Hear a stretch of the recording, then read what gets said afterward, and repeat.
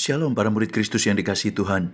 Pada bagaimana kali ini kita akan merenungkan sebuah tema pengabaian yang membahayakan yang diambil dari 1 Raja-Raja 13 ayat 33 sampai 34 demikian firman Tuhan.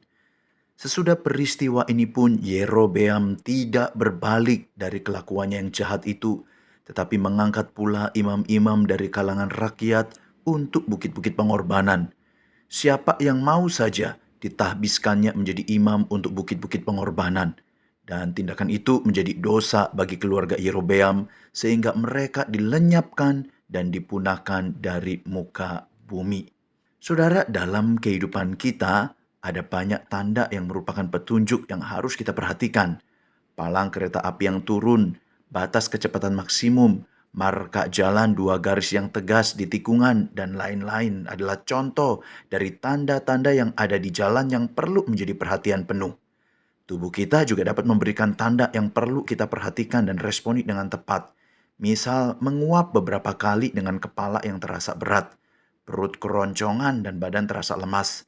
Ini semua seperti memberikan sinyal untuk kita mengambil tindakan yang diperlukan bagi tubuh kita. Saudara, apa jadinya jika tanda-tanda ini kita abaikan? Bisa bahaya, bahkan bisa mendatangkan musibah. Saudara, Yerobeam adalah raja dari Israel Utara setelah kisah perpecahan kerajaan Israel menjadi dua.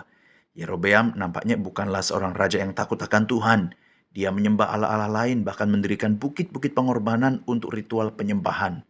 Kondisi inilah saudara yang hendak dipulihkan oleh Tuhan, di mana dia mengirim seorang abdi Allah dari Yehuda untuk memberikan teguran dan peringatan kepada Yerobeam. Kehadiran abdi Allah ini sebenarnya adalah sebuah tanda yang serius bagi Yerobeam supaya dia bertobat dan kembali pada jalan-jalan Tuhan. Tetapi apa yang terjadi? Yerobeam tidak berbalik dari kelakuannya yang jahat, dan akhir dari hidup Yerobeam sungguh mengenaskan. Alkitab mengatakan dia dan keluarganya dilenyapkan dan dipunahkan dari muka bumi. Saudara, ini adalah sebuah pesan yang sangat serius dalam perjalanan iman kita sebagai orang-orang percaya. Ya, betul, kita telah ditebus oleh Kristus sehingga kita menjadi umat-Nya. Status yang bersandar pada anugerah Allah ini tidak akan berubah. Tetapi masalahnya selama kita hidup di dunia ini, kita berada dalam proses pengudusan dan kita tidak imun dengan yang namanya kejatuhan dalam dosa. Saudara, ketika hal ini terjadi, maka saya pribadi meyakini bisa ada tanda-tanda yang Tuhan berikan untuk kita bertobat dengan sungguh-sungguh. Firman Tuhan yang diberitakan dalam khotbah di gereja atau renungan yang kita dengarkan dari platform-platform media digital. Ketika seseorang sahabat memberikan nasihat atau mungkin kita menjumpai kejadian-kejadian yang mengingatkan kita akan dosa kita. Responilah dengan tepat. Mari kita bertobat. Saudara, penebusan Allah memang menjadikan kita sebagai milik Allah yang sepaket dengan jaminan keselamatan yang Ia berikan. Tetapi perlu kita ketahui bersama, jika kita mengabaikan tanda dari Tuhan dan hidup tanpa pertobatan, ini dapat membawa kita pada pergumulan hidup di dunia ini sebagai konsekuensi dari kekerasan hati kita. Ini terjadi karena kita menjalani kehidupan yang tidak sesuai dengan desain Allah menciptakan kita kembali dalam Kristus, yaitu hidup baginya untuk menyatakan kemuliaan Allah di tengah dunia.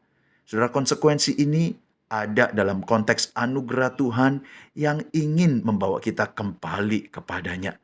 Saudara, kiranya pelajaran dari Yerobeam ini menjadikan kita anak-anak Tuhan yang peka pada tanda yang Tuhan berikan untuk pertobatan kita.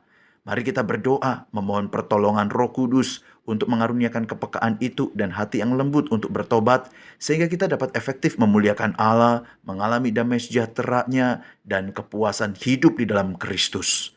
Salam memperhatikan tanda yang dari Tuhan dan bukan pengabaian yang membahayakan.